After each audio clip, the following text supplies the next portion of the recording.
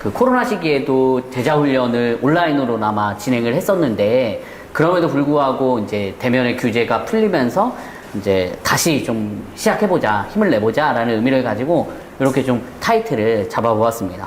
또 어린이 제자훈련이 조금 낯설 수 있잖아요. 어린이 제자훈련이라고 하면 어른 제자훈련은 우리가 익숙하고 또 경험도 많이 해보셨겠지만 어린이 제자훈련 좀 의문이 생기실 수도 있을 것 같아서 이 자리를 통해서 많이 깊이 나누진 못해도 어린이 제자훈련이 이런 거다라는 걸 조금 나눠보고 싶었습니다. 어린이 제자훈련은 무엇이다 라고 이제 질문을 드렸었거든요. 저는 어린이 제자훈련은 예수님의 명령이다 라고 말씀드리고 싶습니다. 왜냐면 마태복음 28장 19절에서 20절 말씀을 보면 예수님이 우리에게 이렇게 명령하셨기 때문이에요. 우리 말씀 한번 읽어볼까요? 시작!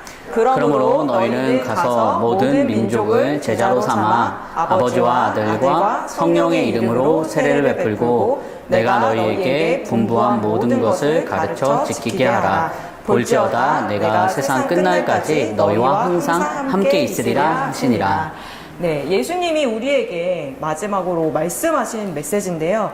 여기 보시면 모든 민족을 제자로 삼아라고 말씀하셨어요. 모든 민족 안에 우리의 다음 세대도 저는 포함되어 있다고 생각합니다. 예수님을 믿는 자들에게 사명을 주셨는데 그게 바로 제자를 삼으라는 거예요. 제자를 삼는 것은 우리가 꼭 해야만 하는 일이고 우리 어린이들 또한 영적인 존재들이기 때문에 이 아이들도 제자로 살도록 우리가 도와주어야 합니다. 이건 그냥 단순한 부탁이 아니고요. 예수님의 명령이에요. 명령. 예수님이 이렇게 하라고 말씀하신 거예요.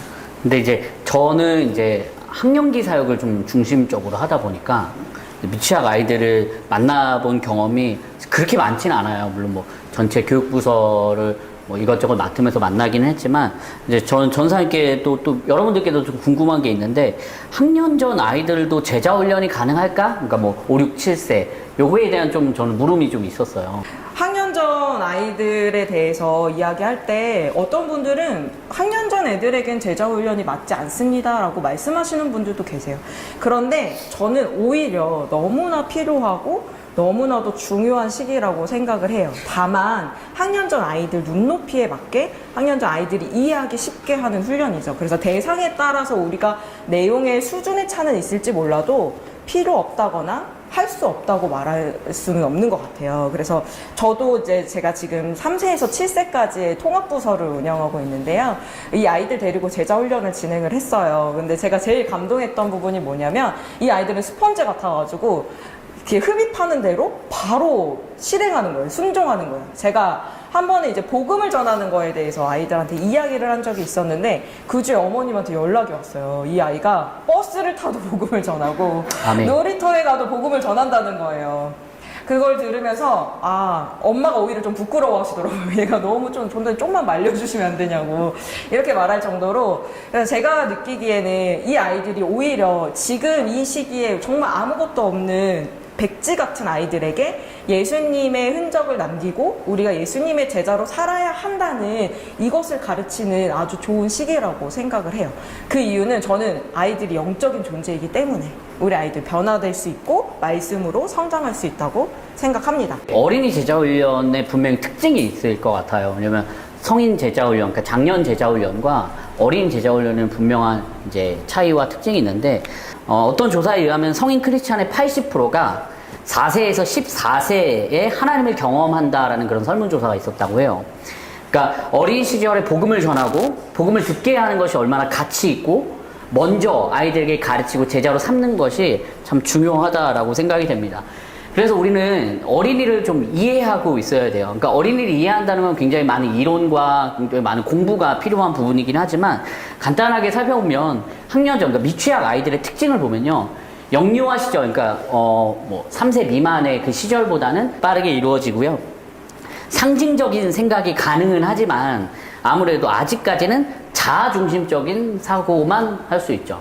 자아중심적인 사고를 한다는 게 전사님 혹시 어떤 좀 예를 들어주실 수 있는 자기 생각 위주로 해요. 그래서 숨을 때 보면 아이들 이렇게 눈만 가리면 자기가 숨었다고 생각하잖아요. 이것도 다 자기 중심적 사고예요. 네. 그리고 집중력이 굉장히 짧은데 혹시 이와 관련된 좀 실제적인. 아이들 뭐 필드에서 아마 경험하실 거예요. 우리 아이들 만약에 전환이 빨리빨리 이루어지지 않으면 바로 들어눕고 그 다음에 돌아다니기 시작하죠. 네, 아이들이 아무래도 집중 시간이 좀 짧습니다. 네, 혹시 학년 전 사육하시는 분들은 아마 더 공감하실 거예요. 이건 근데 뭐 어떻게 우리가 잡아 가둔다고 해서 뭐 아이들을 뭐 묶어놓는다고 해서 될 수 있는 문제는 또 아니고 이 아이들의 이해를 하고 있어야 되고요. 아이들은 굉장히 직관적입니다. 그냥 보이는 대로 이해를 하고요. 예를 들면 우리 아빠가 산타 할아버지의 복장을 입고 오면 그 사람은 누구라고 생각하는 거죠? 산타. 물론 요즘 아이들은 다 그 소문이 돌죠. 아빠가 하는 거래 뭐 이런 소문을 돌지만 기본적으로 아이들의 정보를 받아들이는 데 있어서는 이제 직관적으로 받아들인다는 것이 이 학년 전 아이들의 특징이에요. 그래서 이제 학년기를 보면요, 구체적 대상에 대해서 이제는 조금 합리적으로 생각이 가능해요. 합리적으로 생각이 가능하고 순서대로 배열되어 있는, 그러니까 이게 순차적인 부분에 대해서 이제 생각이 되는 거예요. 건너뛰지 않고 순서대로 이해를 할 수 있게 되고요. 집중력이 좀 늘어나요. 제가 이제 학년기 사역을 올해 이제 하고 있는데, 아이들의 집중 설교를 할 때 대개 한 10분에서 12분 정도는 안정적으로 집중을 하는 것 같아요. 공과 시간 때도 마찬가지고, 물론 그 사이사이에도 계속해서 뭔가를 던져줘야 하지만요. 지적 호기심이 생겨요. 그래서 뭐, 제가 한번 뭐 설교를 할 때 주의 집중으로 뭔가를 갖고 오면 아이들이 더 잘 알고 있는 경우나, 혹시 이제 뭐 저는 거기까지 설명하려고 한 건 아닌데 자기가 배웠다고 해서 막 손을 들고 설교 시간에 얘기하는 그런 지적 호기심이 생겨납니다. 그래서 이 아이들을 데리고 제자훈련을 할 때는 이런 컨텐츠가 필요한 것 같아요. 학년 전에서는 이렇게 필요한 것 같은데, 네. 교회가 얼마나 따뜻하며 하나님이 나를 얼마나 사랑하는지를 가르쳐 줘야 됩니다. 그래서 또 신앙의 모델로서 예수님을 나타내줘야 되는데, 이때 당시에는 이 학년 전 아이들은 모델이 굉장히 중요하죠. 혹시 또 뭐 모델에 대해서 신앙의 모델이요? 네, 네, 신앙의 모델. 아이들은 근데 이제 보고 배우는 모방이 이루어지는 시기이기 때문에 이때는 이제 선생님들이 막, 왜냐면 목사님이 안수기도 하는 거 아이들 뒤에서 따라하잖아요. 막 주여 하는 거 따라하고 하는 것들도 다 모방이에요. 그래서 이때는 이런 기도하는 모습, 예배 드리는 모습을 선생님이 모델로서 잘 보여주는 게 되게 중요해요. 네. 그래서 이제 좋은 모델을 보고 배우는 것이 중요한데, 예수님의 제자가 된다는 것, 제자 훈련이라는 것은 우리가 예수님의 제자로 따라서 살아가고 예수님을 닮은 모습으로 살아가는 부분이기 때문에 좋은 모델을 보여주는, 제시하는 부분에 있어서는 이 학년 전 연령에서 굉장히 좋은 효과라고 생각을 할 수 있고, 적절한 시기라고도 이야기를 할 수 있습니다. 학년 기로 조금 올라가면요, 이 시기에는 이제 일반적인 제자 훈련의 주제를 좀 가르칠 수 있어요. 예를 들어서 기도나 봉사나 전도 훈련 뭐 이런 것들을 조금 더 디테일하게 가르칠 수 있고 아이들이 이해할 수 있게 됩니다. 그래서 학년기 제자 훈련의 콘텐츠를 선택할 때는 너무나 쉬운 것보다는, 물론 쉽게 가르쳐야 되지만 이런 주제들을 쉽게 가르칠 수 있도록 고민하는 것이 필요하고요. 이 아이들은 이제 공동체를 처음으로 인식을 하게 되는 시점이에요. 그래서 이 제자훈련 공동체, 저도 제자훈련을 진행하면 한 8명에서 10명 정도 되는 공동체를 형성하게 되는데, 그 아이들을 통해서 나누게 되는 이야기들을 자신의 이야기로 받아들이게 되는 시기에, 물론 비판적으로 받아들이는 능력은 청소년보다는 조금 떨어질 수는 있지만, 이 아이들이 공동체를 통해서 받아들인다는 유의, 그러니까 같이 받는 제자훈련은 물론 1대1로 진행하는 경우도 있지만 우리가 공동체로 진행하는 데는 또 학년기의 특징을 반영할 수 있다고 생각이 됩니다. 실제로 어린이 제자훈련을 기획한다고 생각하고 한번 차근차근 과정을 밟아보면 좋을 것 같아요. 그래서 이 준비 단계의 큰 그림을 같이 그려가면서 실제적인 얘기를 한번 나눠볼게요. 그러면 먼저 시작 단계예요. 시작 단계는 무엇이 필요하냐면, 먼저 관찰하기가 필요합니다. 관찰은 우리가 제자훈련을 해야 할 대상을 관찰하는 거예요. 왜 관찰해야 되냐면, 아까 선생님이 말씀하신 것 중에 나는 이런 마음으로 애들한테 복음이 필요하다고 생각했는데 아이들은 이게 실제로 이렇게 끌려오지가 않았어요 라고 했는데, 이 부분에 좀 맞는 것 같아요. 뭐냐면 이 아이들에게 필요한 필요가 뭔지를 고민하셔야 돼요. 이 아이에게 필요한 영적 성장의 단계나 아니면 영적인 문제가 뭔지, 아이들에게 무엇이 필요한지부터 시작을 하셔야 돼요. 그냥 우리가 준비한 프로그램을 제시하는 것도 물론 필요하지만 어떨 때는 그 아이들의 필요에 맞춰서 해야 하기 때문이고요. 그러면 두 번째는 대상을 정하셔야 되는데, 대상을 정할 때는 저는 이렇게 말씀드리고 싶어요. 제자훈련은 소그룹으로 진행하시길 말씀을 드립니다. 원희 목사님도 제자훈련 해보셨잖아요. 네. 대상 어떻게 정하셨어요? 대상을 일단 공지를 전체 부서 대상으로 날리고, 그러니까 보내고, 날리고. 네. 보내고 그다음에 네. 신청을 받았어요. 네. 신청을 받은 다음에 사실 저희 부서는 뭐 딱 뭐 5명, 6명만 전체가 아니고 네. 한 50명, 60명 되는 이제 1, 2, 3학년 아이들이 부서다 보니까 일단 공지는 전체를 하고, 왜냐면 제가 또 뭐 선택했다라는 네, 뭐 네, 네. 그런 게 있을 수 있어서 전체를 드리고 그다음에 인터뷰를 진행을 했습니다. 인터뷰는 이제 네. 아이의 인터뷰도 그렇고 이제 학부모 인터뷰도 같이 진행을 했어요. 그렇다고 해서 뭐 이걸 떨어뜨리기 위해서 인터뷰를 하는 건 아니고, 뭔가 네. 자격 조건을 따지기 위해서 하는 건 아니고, 그만큼 부모님도 책임을 가지고 아이도 책임을 가질 수 있게끔 하는 방식으로 진행하기 위해서 네. 인터뷰를 진행을 했었던 것 같습니다. 네. 지금 말씀하신 방법이 사실은 제일 많이 하는 방법이에요. 우리가 먼저 모집을 하는 거죠. 모집. 우리 제자훈련 할 건데 제자훈련 하고 싶은 아이들, 하고 싶은 가정 신청해 주세요라고 하는 방법을 제일 많이 하는 방법이고요. 또 근데 이제 인원이 많을 경우는 이렇게 인터뷰를 한다든지 인원 제한을 걸어서 너무 많은 인원을 제자훈련 한다고 했을 땐 좀 개별적으로 인격적인 만남도 이루어져야 하고 이 아이의 삶에도 들어가야 하는 게 필요하기 때문에 우리가 욕심대로는 우리 아이들 전체를 다 하고 싶지만 그렇게 하지 않고 내가 할 수 있는 딱 분량의 아이들만큼, 저희가 이제 보통 예수님 제자들 12명이니까 최대 12명 정도로 생각을 해서 진행을 하시면 좋을 것 같아요. 그리고 대상자의 수준에 따라서 목표랑 내용이 달라질 수 있어요. 그래서 아이들이 어떤 수준을 가지고 있는지, 이 제자훈련을 어떤 때는 심화하는 과정도 있잖아요. 이미 예배를 섬기고 있고 예배 안에서 이제 아이들이 정말 많이 섬기고 있는 아이들을 대상으로 한다면 이 아이들에게는 조금 더 심화된 과정을 해야 하는 거고, 그렇지 않고 이번에는 좀 새로운 친구들, 교회가 낯선 친구들을 대상으로 내가 제자훈련을 하겠다 하면 이 아이들에게는 이제 교회에 대해서, 또 예수님에 대해서, 하나님에 대해서 알려주는 게 필요한 것처럼 이 아이의 수준이나 이런 거에 따라서 목표와 내용이 달라져야 되고, 다만 이 대상자의 수준은 동일하게 맞춰주셔야 돼요. 만약에 이제 교회 온 지 얼마 안 됐던 친구들과 이렇게 교회 이미 많이 오래 섬겼던 친구들을 같이 제자훈련하면 어떤 일이 벌어지냐면, 선생님이 질문했을 때 이 친구는 다 알아요. 다 대답해요. 근데 이 친구는 몰라. 멀뚱멀뚱한데, 근데 선생님이 또 이 아이들을 끌고 나가다 보면은 누군가 대답을 하면 아이들이 다 이해했구나 하고 넘어가는 경우가 있단 말이에요. 그러니까 그렇게 진행하지 않기 위해서는 최대한 대상자 수준을 고려해서 맞춰서 진행을 하시는 게 좋습니다.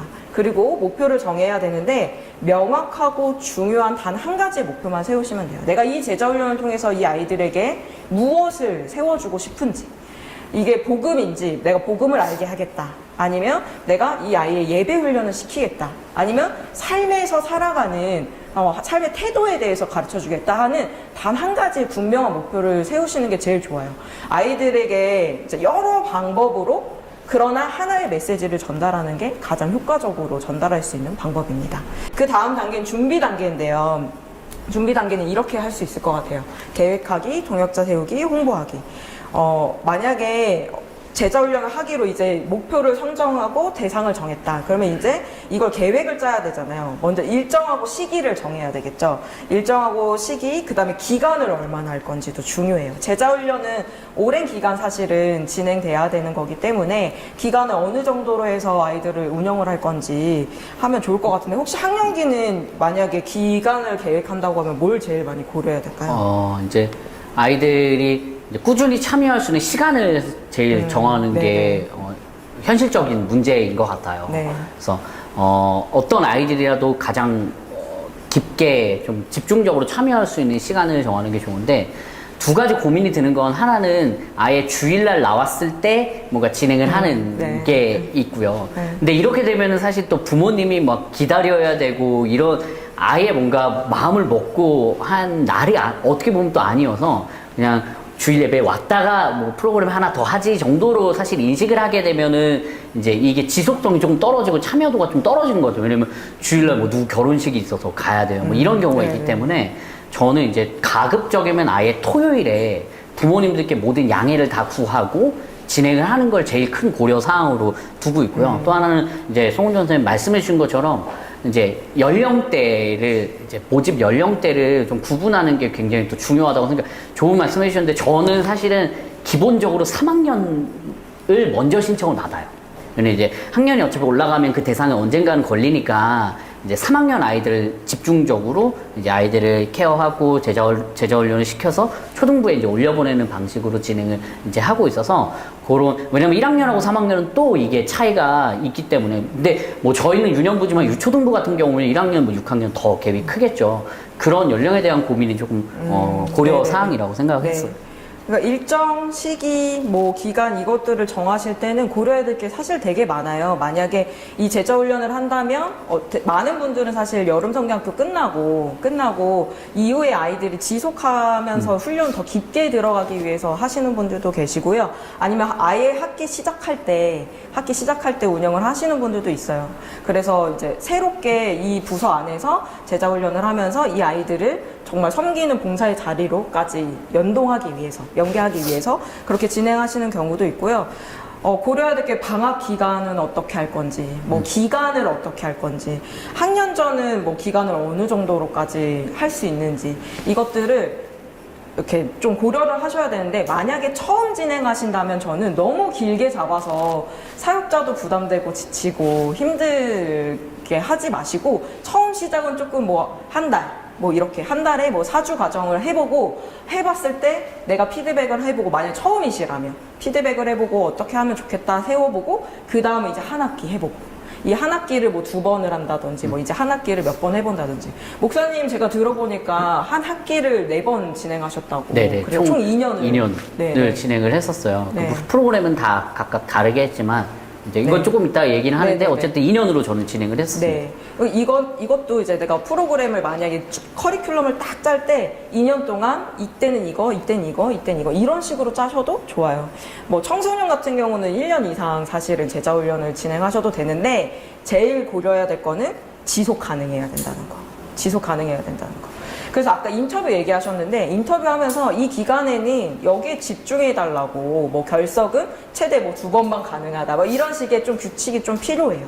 그렇지 않으면 중간에 힘이 빠져서 뭐 방학이 지나면 아이들 갑자기 우수수 떨어지고 그러면 또 동력을 잃게 되니까, 그런 지속 가능한 기간을 고려하셔서 하시면 좋고요. 그 다음에 뭐 그 밖에 이제 프로그램을 짜야 되죠. 교재도 선정해야 되고요. 예산도 짜야 되고, 준비물은 뭔지, 장소는 어떻게 할 건지. 장소도 되게 중요하겠죠. 아이들이 집중할 수 있는 공간. 그 다음에 방법을 어떻게 하는 건지, 할 건지, 이런 걸 고려하셔야 되는데, 미리 설문을 좀 하셔도 좋아요. 설문 어느 시기에 어떻게 하는 게 좋습니까? 설문을 하시고, 다만 이제 모집을 진짜 시작할 때는 모집 기준을 정해서 알려주시는 게 좋습니다. 그리고 동역자를 세운다고 할 때, 우리 혼자서 한다면 너무 부담스럽고, 이걸 지속 가능하게 하기 위해서는 반드시 동역자가 필요해요. 같이 보조해줄 선생님도 필요하고, 진행을 같이 나눠서 할 선생님도 계시면 좋고요. 아니면 봉사자를 구해서 아이들 간식이라든지 세팅만 도와주시는 것만 해도 굉장히 큰 도움이 돼요. 이거는 이 교회 안에서 하는 프로그램이기 때문에 저는 봉사자를 최대한 많이 이제 요청을 하시는 게 교회 안에서도 좋다고 생각을 합니다. 그리고 중요한 게 홍보인데요. 홍보를 하실 때 그냥 우리 부서에만 알리지 마시고 교회 전체에 알리셨으면 좋겠어요.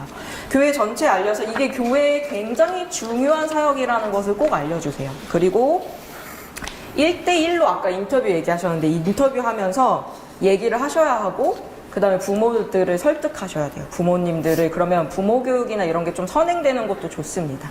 그리고 대상자 아이들을 설득해야 되는데요. 이거는 또 나중에 알려드릴 테지만, 처음 진행하는 제자훈련을 굉장히 잘 하셔야 되는 게, 처음 제자훈련이 아이들이 재밌어요. 그럼 입소문이 나고 그 다음 학기 때부터는 애들이 엄청나게 지원을 해요. 그러니까 이 처음 제자훈련이 아이들한테 굉장히 기억에 남고 너무 재밌고, 그리고 나에게 유익했다라는 걸 알릴 수 있는 홍보를 진행하시면 좋겠습니다. 또 3번째 실행이 있는데요. 실행은 이제 실제로 해야 되는 단계인데, 먼저 사전 준비 단계가 있어요. 아까 말한 훈련 신청자와 1대1 면담을 하는 건데요. 이때 아이들이 이제 복음에 대해, 구원에 대해 어떻게 생각하고 있는지도 이야기도 해보고, 그 다음에 아이들이 이제 어느 정도로 성경에 대해서 알고 있는지 한번 인터뷰 해보는 거죠. 하나님에 대해 어떻게 생각해? 예수님에 대해 어떻게 생각해? 학년전은 이 정도 수준으로도 질문해보시면 좋을 것 같아요. 생각보다 이 1대1 면담에서 내 생각과 다르네? 라고 하는 걸 들으실 수 있어요. 아이들을 생각보다 1대1로 만나서 이야기해보면 생각이 다 다르고 내가 말한 신앙이나 신앙관이 이런 것들이 다 제대로 되어있지 않을 가능성이 있기 때문에 1대1로 면담하면서 그러면 우리 이 시간을 통해서 어떤 훈련을 할 거고 우리는 어떤 사람으로 살기 위해 결단해야 된다는 것도 또한 이 아이들하고 나눠보시면 좋을 것 같아요. 실행 단계 넘겨주시면 또 오리엔테이션 진행하셔야 되는데요. 이 제자훈련 프로그램 전반에 대한 것도 이야기해주고 먼저 규칙을 잘 설정하셔야 돼요. 규칙.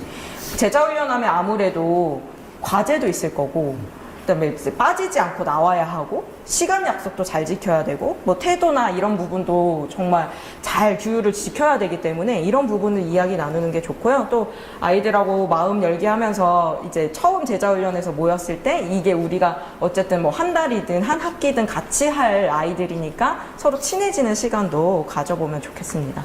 그리고 실제로 진행하실 때 이때는 아이들을 훈련시키는 과정인데요. 이때는 저는 꼭 과정 중에도 1대1 면담을 하셨으면 좋겠어요. 과정 중에도. 이 아이가 잘 따라오고 있는지, 이걸 잘 이해하고 있는지도 이야기해 주시면 좋고, 제자훈련에는 과제가 들어가게 돼 있는데, 과제를 할 때 꼭 개별로 저는 코멘트를 남겨줘요. 아이들한테. 지금 잘하고 있다 라든지 너가 고민한 게 뭔지 알고 있다 하는 격려의 메시지도 남겨주고요. 훈련이 이제 끝나면 반드시 삶에 적용하는 단계가 필요한데 그래서 과제를 주는 거거든요. 근데 막 과제를 통해서 과제가 너무 어렵고 막 부담되는 그 정도의 수준의 과제가 아니라 아이들이 이날 배웠던 거를 이 삶에서 적용할 수 있는 과제를 주면 좋고, 훈련 기간이 만약에 길다면 중간중간 아이들 격려하고 잘하고 있다 라고 하면서 하는 시간을 가지는 것도 좋습니다. 그럼 마지막으로 이제 만약에 다 끝난 다음에 연계를 하고 후속을 한다면 어떻게 할지 PPT 한 번만 더 넘겨주시겠어요? 제자 임명식이라고 해서 이제 끝나고 나면요, 아이들이 내가 뭔가를 했다, 끝냈다 라는 걸 좀 임팩트 있게 알려주는 것도 되게 중요한 것 같아요. 그리고 이제 나머지는 사실 다음 사역으로의 인도예요. 제자훈련하고 끝나면 아이들 그냥 좋은 훈장 받고 끝나는 거니까 그걸로 끝나는 게 아니라 그 다음 심화 단계, 그 다음 봉사할 수 있는 장을 마련해주고 그 다음에 뭐 전도할 수 있는 기회도 주고, 그 다음에 학령기 같은 경우는 선교를 직접 가시기도 해요. 아이들 선교하는 것 때문에라도 이거에 동기부여가 돼서 더 이제 하기도 하더라고요. 제가 이제 진행했었던 프로그램과 또 이제 전사님도 진행하셨던 프로그램이기도 하고요. 이제 파이디언 선교에서 꿈마루 제자훈련이라는 이제 어린이 제자훈련 교재를 이제 한 10년 정도 됐죠. 10년 조금 안 되긴 한 것 같은데 꿈마루 제자훈련 교재를 냈어요. 그래서 여기에는 아이들에게 필요한 이제 일반적인 제자훈련의 내용들, 뭐 기도나 봉사나 뭐 전도나 이런 훈련에 대한 말씀이나 이런 부분에 대한 것들이 잘 체계적으로 들어가 있어서 저 같은 경우에는 이제 물론 학년전도 진행을 하셨었죠. 네. 근데 이제 7세에서 9세라고 저희가 연령을 이제 교재에는 적어놓긴 했지만 저 같은 경우에는 3학년 대상으로 진행을 했었으니까 3학년까지 진행을 했었고, 송은 전사님은 몇 세까지 혹시 여기? 저는 6, 7세 대상으로 한번 해봤어요. 6, 7세 대상으로. 근데 다만 약간 글쓰기나 이런 거는 있어서 6, 7세 대상으로 꿈마루를 진행하실 때는 보조 선생님이 꼭 계셔야 돼요. 그리고 이제 부모님하고 또 소통을 좀 자주 해서 그렇게 진행을 했었습니다. 네. 그래서 약간 어린이 제자훈련의 틀을 잡고 싶다, 혹은 어린이 제자훈련에 그러니까 뭔가 딱 되어 있는 폼을 가지고 하고 싶다라고 하면 요 꿈마루 제자훈련 한번 진행해 보시는 게 좋겠고요. 저도 이제 이 꿈마루 제자훈련을 무조건 먼저 하고 그 다음에 말씀하신 대로 이제 여러 프로그램을 좀 변형해서 진행을 했어요. 저 같은 경우는 신나는 성경타운, 아마 송은 전사님도 마찬가지고 저희 파이디언 성경 이건 지금 리뉴얼되기 전에 교재를 제가 했었기 때문에 가지고 왔어요. 구약 1, 구약 2, 신약 3, 신약 1 이렇게 해서 총 3권의 교재를 파노라마식으로 해서 아이들하고 이제 배우는 건데, 이제 말씀하신 것처럼 이제 이걸 사실 그냥 뭐 토요일날 이것만 배우면 그냥 뭐 성경학교 쪽에서 하는 것밖에는 아닐 수 있잖아요. 그러니까 다 크게 다르지 않을 수 있어서 생활 과제를 반드시 줬습니다. 뭐 큐티를 주 2회 한다거나 매일 저녁에 기도하는 거, 그리고 부모님께, 뭐 저희 이제 유년부 아이들은 조금 아직은 좀 어려서 부모님의 이 코멘트를 꼭 적어달라고. 그래서 왜 부모님이 좀 책임감을 가지고 참여를 하는데 어느 주에는 부모님이 안 써주는 때도 있고, 뭐 제가 죄송합니다, 뭐 이렇게 거의 뭐 부모님의 회심을 굽는 경우도 있었어요. 그래서 뭐 이런 것들도 한 10주 정도 커리큘럼으로 쪼개서 진행을 할 수 있는데요. 저희 신나는 성경탐험 새로 리뉴얼된 교재가 있어요. 구약과 신약 이제 두 권이죠. 두 권으로 나와 있는데 이거는 저희 파이전 성경 홈페이지에 들어가시면 여기 제자훈련 진행할 때 12주 커리큘럼으로 어떻게 진행해야 되는지 이렇게도 나와 있으니까 한번 참고해 보시면 좋겠고요.